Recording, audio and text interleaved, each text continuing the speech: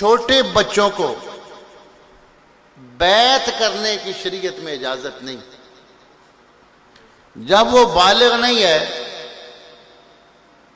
جب اس پہ نماز ہی لاگو نہیں ہوتی، شریعت کے احکام اس کے لیے نہیں ہے، تو طریقت کے کیا لاگو ہوں گے؟ اس لیے جب چھوٹے بچے آتے تھے تو حضور پاک علیہ الصلوۃ والسلام ان کے سر مبارک پہ ہاتھ پھیر دیتے تھے،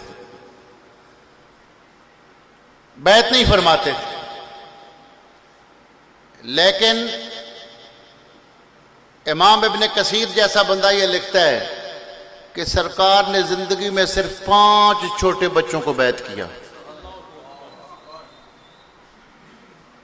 امام حسن مجتبی، امام حسین،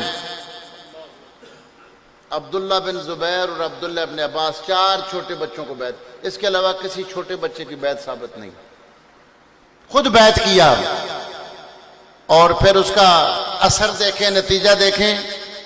سخت سے سخت حالات بھی آ گئے، ان میں سے کسی نے اپنا ہاتھ یزید کے ہاتھ میں نہیں دیا.